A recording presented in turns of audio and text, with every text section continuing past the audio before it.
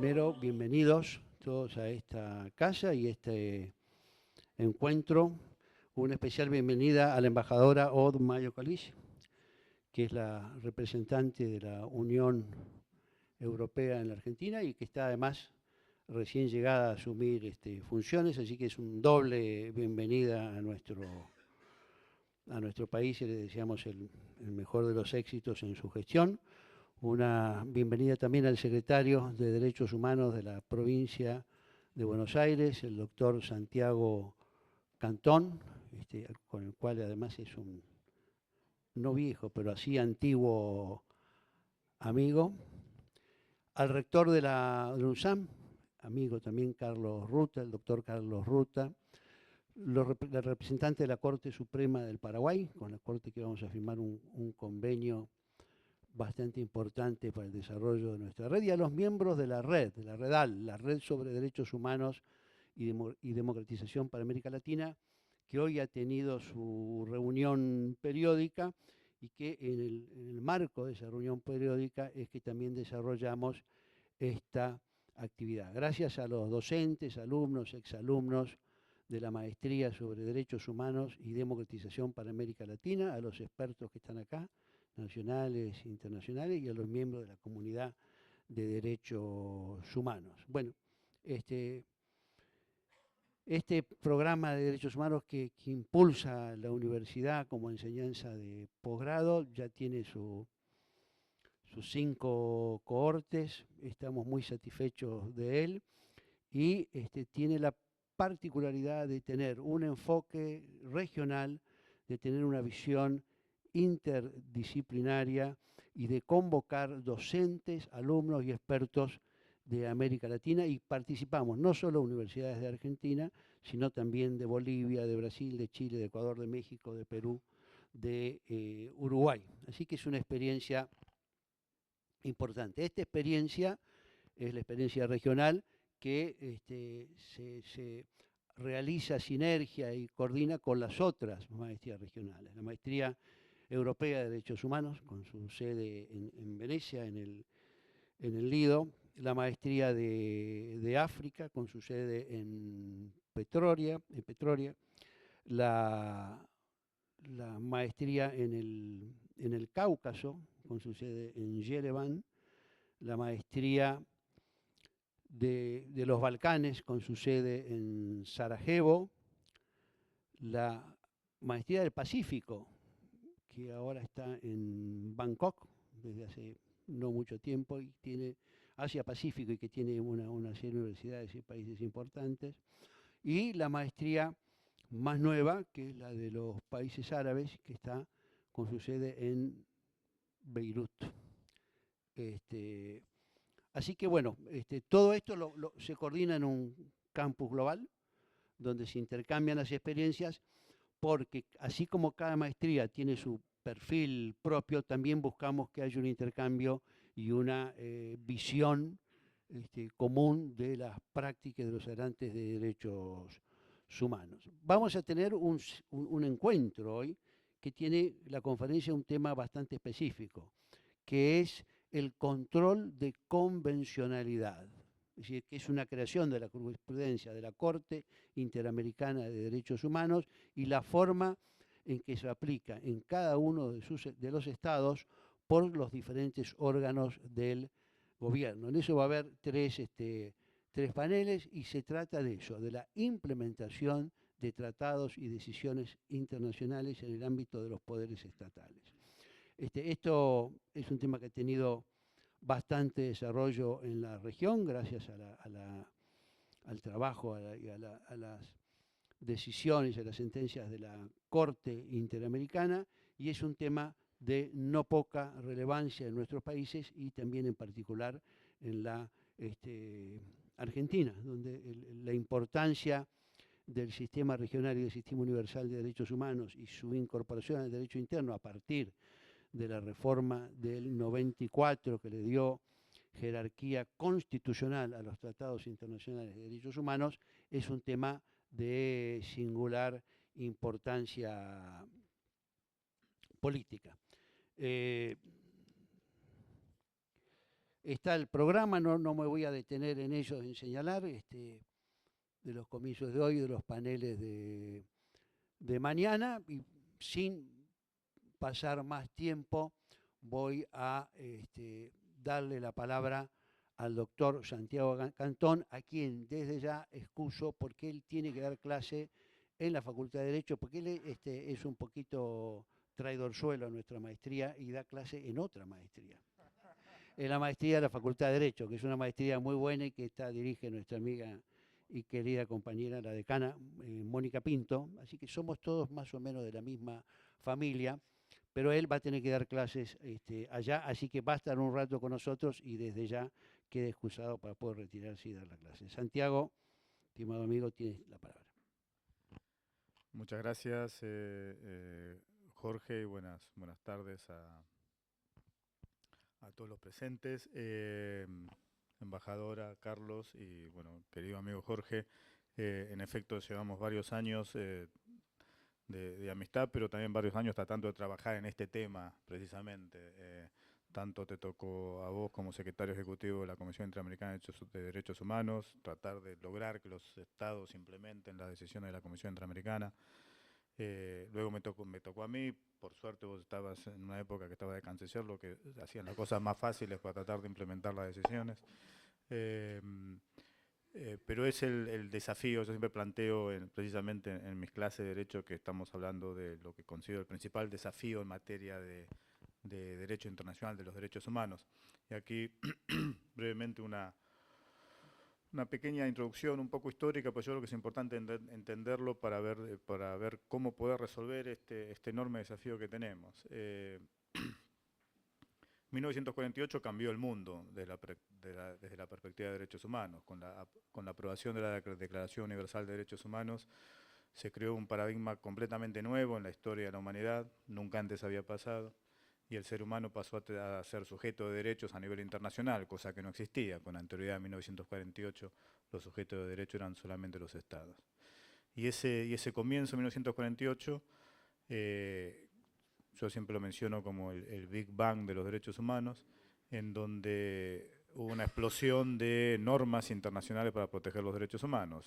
Desde ya la Declaración Americana, que es la primera en la historia de la humanidad que plantea el tema de los derechos humanos, luego la Declaración Universal, y luego una serie enorme de declaraciones, convenciones, tratados, reglamentos, directivas, declaraciones de principios, que estamos hablando de centenares de documentos a nivel internacional, a nivel regional y a nivel subregional, que a lo largo de los últimos casi 70 años han creado un andamiaje, una arquitectura de normas en todo el mundo, de distinta naturaleza todas, para proteger los derechos humanos de las personas. Y a esas normas también hubo una explosión en cuanto a órganos encargados de proteger, de supervisar el cumplimiento de esas normas. Desde ya lo que era la Comisión de Derechos Humanos de Naciones Unidas, hoy Consejo de Derechos Humanos, a nivel universal, lo que se conoce como los comités de los tratados de Naciones Unidas, las relatorías de Naciones Unidas, los grupos de trabajo de Naciones Unidas. En nuestro sistema interamericano, en el año 1950, perdón, en el sistema europeo, en el año 1954 se crea la Comisión Europea de Derechos Humanos y la Corte Europea, Tribunal Europeo de Derechos Humanos. Hoy en día solamente el Tribunal Europeo. En el sistema interamericano se crea en 1959 la Comisión Interamericana, en 1979 la Corte Interamericana. En el sistema africano se crea, creo que en 1987, la Comisión Africana, y en el 2004-2005 la Corte Africana de Derechos Humanos. Se discute en el sistema del sudeste de Asia, hay un sistema asiático de protección de derechos humanos. En el sistema árabe se está discutiendo la creación de un tribunal árabe de derechos humanos.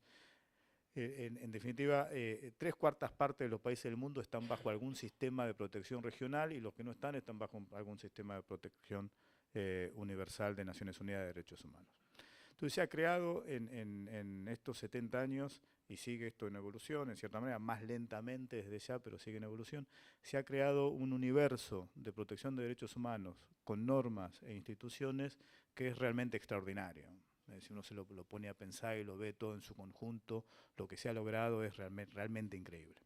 Ahora, ese universo que está ahí arriba y que, digamos, de alguna manera bastante idolatrizado por todos, no ha logrado bajar de la manera que debe bajar. O sea, como que la conexión entre ese universo de derechos humanos internacional y nivel nacional no ha habido la vinculación que todos queremos que haya. Ha habido éxitos extraordinarios, pero todavía estamos muy lejos de lograr que esa visión que se tuvo en 1948 y que hiciera y lograr que todas esas decisiones de organismos internacionales, ya sean recomendaciones, ya sean decisiones de tribunales, ya sean meras declaraciones de principios, sean implementadas en los países.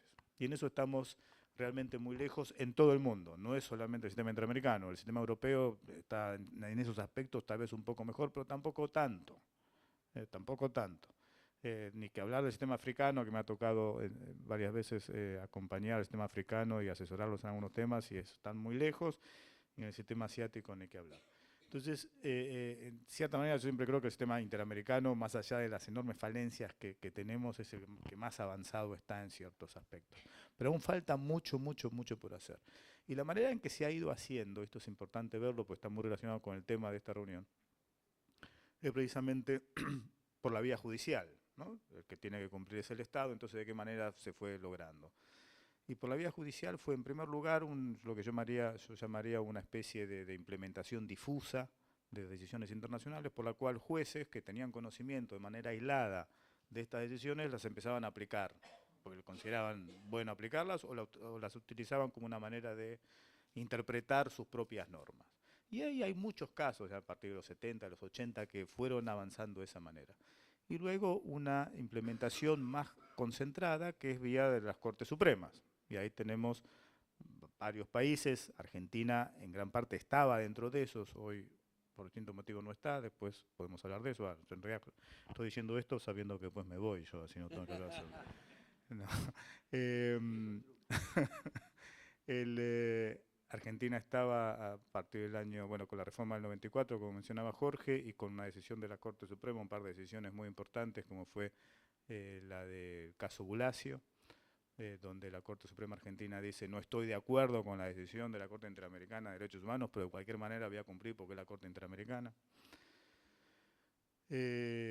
La Corte Suprema de México, con un caso realmente extraordinario desde el punto de vista de los derechos humanos, que se llama el caso Radilla Pacheco, que no solamente deciden que es obligatorio aplicar la decisión de la Corte Interamericana de Derechos Humanos en un caso contra México, sino que va más allá y a través de una decisión judicial establece políticas públicas que tiene que llevar adelante el Estado para realmente cumplir con la decisión de la Corte Interamericana, no solamente en ese caso, sino en todo lo que tiene que hacer el Estado mexicano, y empezó a hacer cursos a jueces, fiscales de todo México para que realmente conozcan cómo es la jurisprudencia interamericana.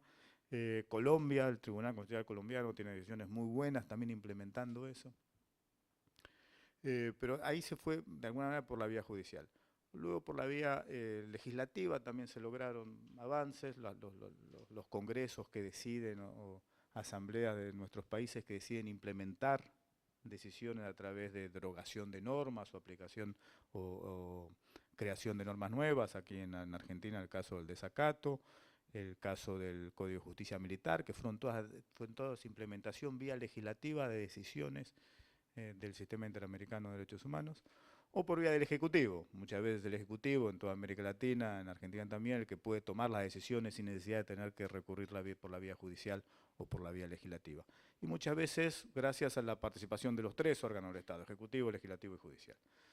Se ha dado, pero la realidad es que todo eso ha sido gracias principalmente, más allá de los casos de la vía judicial, que después vamos a ver las dificultades que tienen, ha sido principalmente por voluntad política.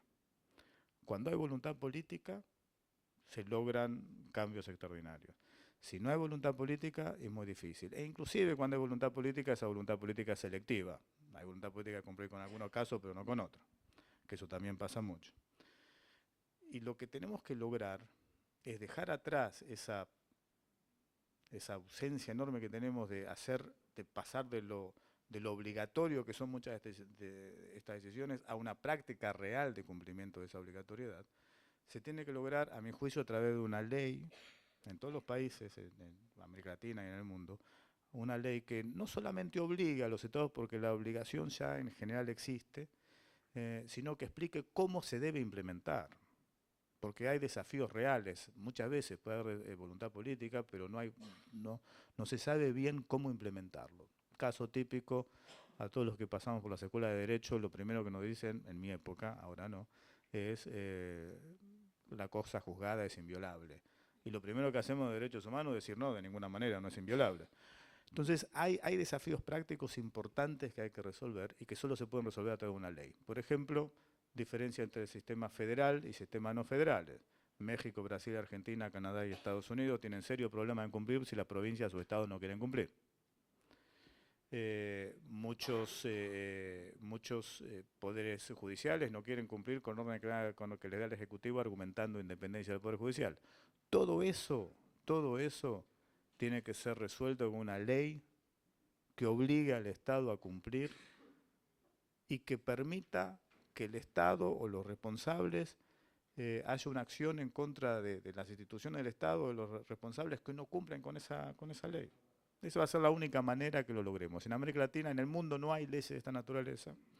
Los únicos casos son Perú, Colombia y Costa Rica en el sistema interamericano y no las cumplen. Son leyes bastante malas y que inclusive no son cumplidas. Y ese es el gran desafío. Y para terminar, yo creo que no podemos ignorar que ese desafío está relacionado con dos temas que son centrales.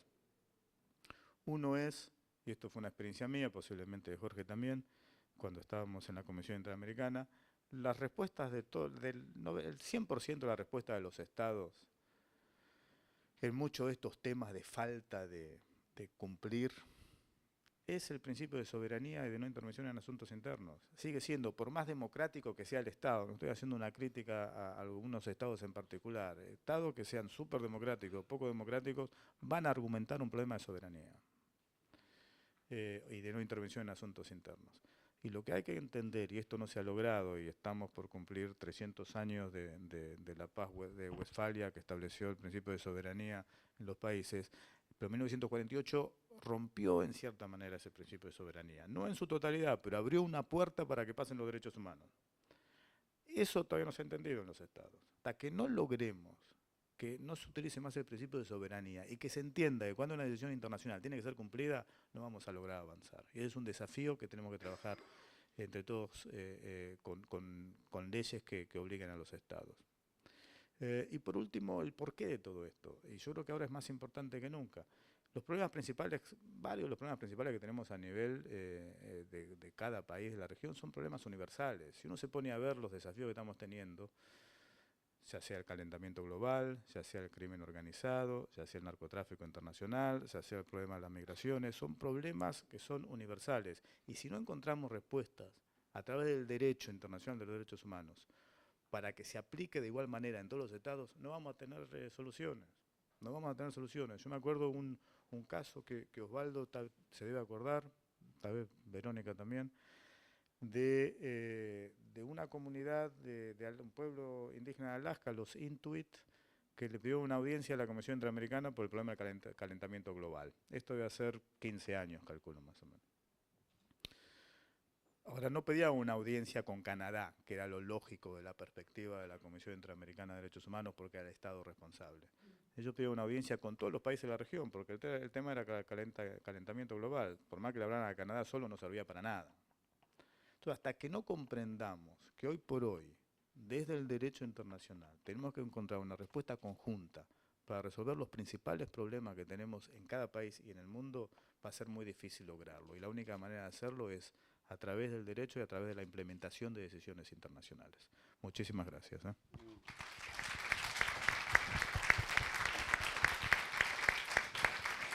Bien. Gracias, Santiago. Y el doctor Cantón parte para dar su clase. No, gracias.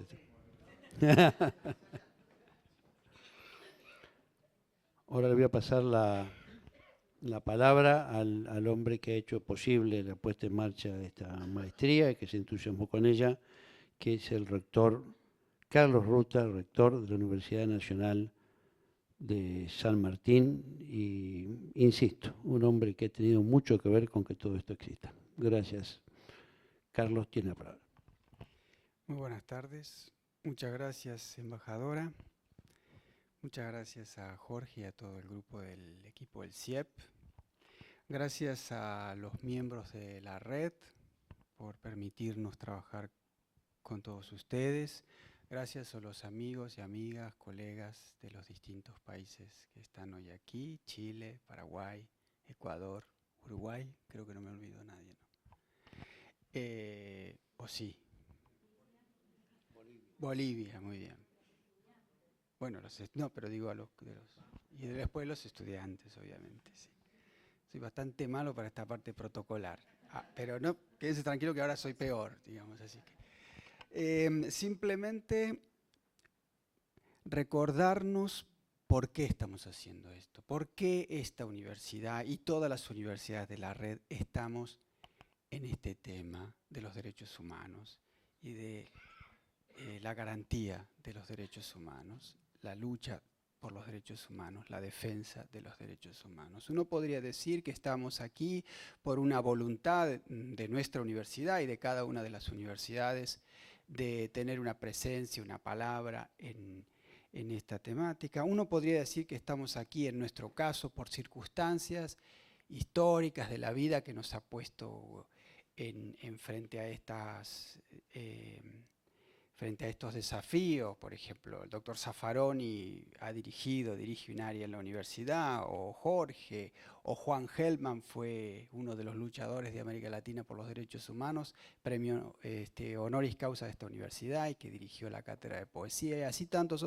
Son esas circunstancias las que nos llevaron, y lo mismo podría decir cada uno de los miembros de la red, son esas circunstancias las que nos llevaron a estar hoy y durante todos estos años pensando y formando jóvenes en esta temática. No, indudablemente no.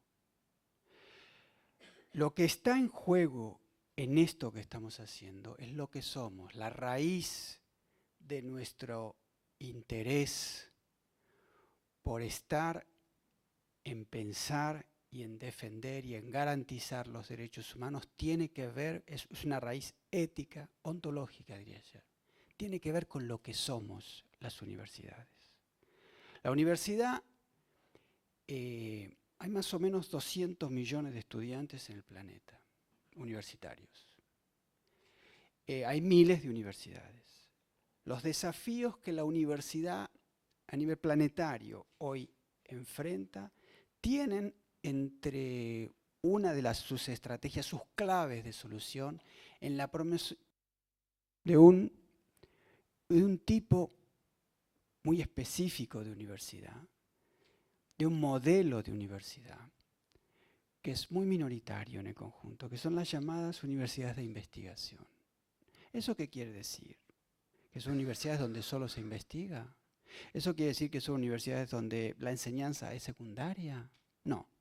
Eso quiere decir que son universidades donde hay un ambiente de inquietud intelectual, un ambiente donde lo que prima es la búsqueda y no la repetición, de lo que prima es el deseo de interrogarnos, lo que prima es el desconcierto, la incertidumbre, la incerteza, la necesidad de ir más allá del horizonte de los conocimientos, del saber.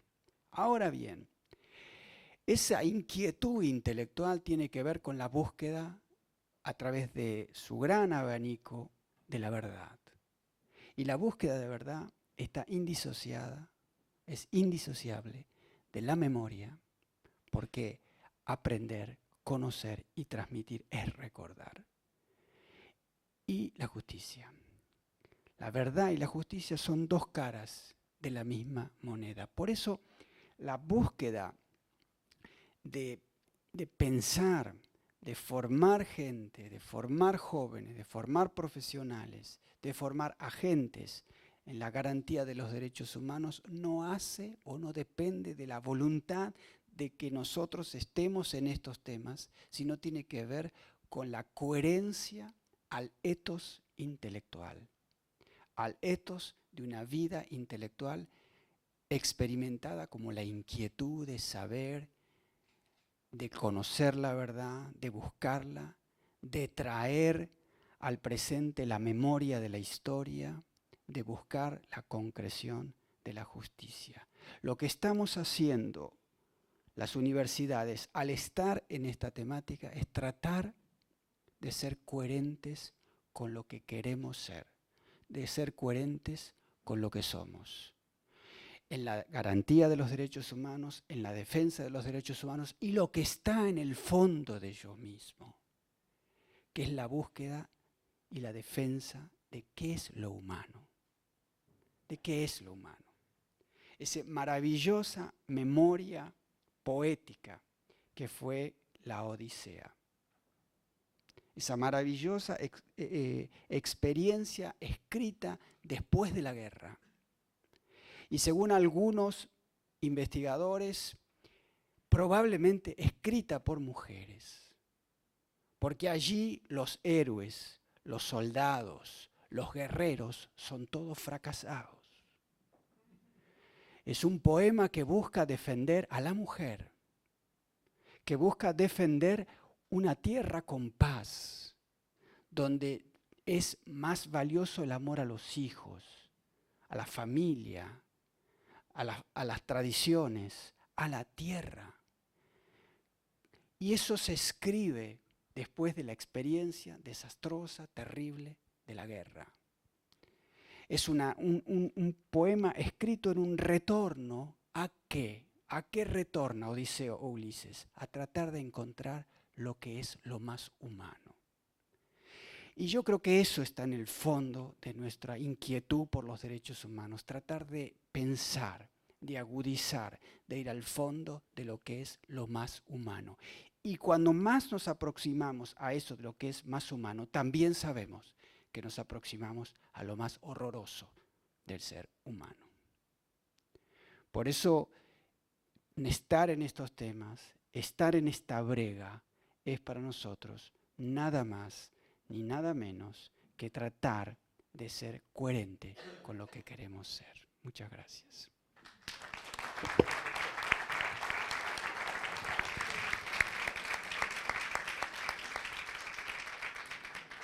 No hay duda alguna de que el rector es un hombre de la filosofía, así que eso lo podemos dar por, está probado, digamos, y por qué apoya esto. Así que muchas gracias, Carlos, por tus palabras, y le vamos a dar la palabra a la embajadora Odd Mayo Colich, representante de la Unión Europea en la Argentina. Muy bienvenida y tiene usted la palabra.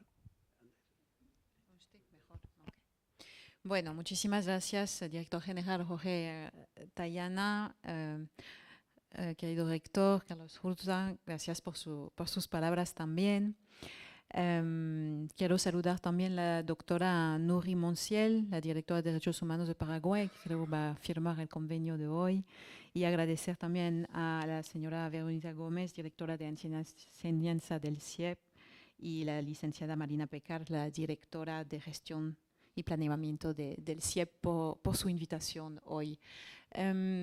Bueno, como se ha dicho antes, acabo de llegar a Buenos Aires, a Argentina, acabo de presentar credenciales, así que eso es mi primer evento público y me alegro muchísimo que sea sobre un tema tan importante como la implementación de los tratados internacionales, especialmente los de derechos humanos. Me parece reflejar muy bien la actuación en el mundo entero de la Unión Europea en esas temáticas. Es una coincidencia, pero creo que es una buena coincidencia y agradezco la invitación. Antes de venir acá me habían dicho, vas a ver, en Argentina te vas a encontrar con gente de muy alto nivel. Y bueno, ya en ese primer encuentro me estoy dando cuenta que efectivamente tengo la suerte de estar en un país donde la gente tiene un gran nivel de educación Y tengo que decir que pasar después de las tres personas antes, casi se dijo todo de lo que había preparado. Así que quiero simplemente resaltar justamente que, bueno, la introducción que hizo el director general sobre la importancia de Campus Global, de esa iniciativa de red de universidades apoyados por la Unión Europea. No lo voy a repetir y a decir todo lo que, cómo se constituye, porque la gente aquí también lo sabe.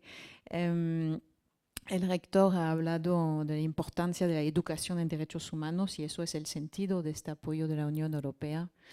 Y el señor Santiago Cantón ha hablado de la importancia de la implementación de los tratados internacionales y es uno de los puntos también que quería hacer. Estamos hoy en día en un mundo globalizado, con muchas instancias internacionales y multilaterales que se han creado, como se ha mencionado, a mediados del siglo XX. Y vemos que hay muchas evoluciones en el mundo hoy en día y que en ciertos aspectos este mundo de derecho internacional en diferentes ámbitos, comercial, salud, interactuación entre estados, etc., está puesto en cuestión. Y fundamentalmente creemos desde la Unión Europea que hay que salvaguardar este mundo basado sobre reglas y que la regla no sea la del más fuerte, que sean reglas para todos y para todos los estados. Especialmente porque desde la Unión Europea, porque la Unión Europea es como una organización que está, vamos a decir, entre un Estado y Naciones Unidas. Es algo in between, es algo que se ha desarrollado fundamentalmente justamente sobre reglas y que se respetan para el más pequeño país, el más grande país, el más rico, el más pobre. Entonces tenemos un especial interés en defender la implementación de los tratados internacionales porque son también la base de lo que somos, de nuestro ADN. En general, los derechos humanos y la democracia son las apuestas que ha hecho la Unión Europea para desarrollarse.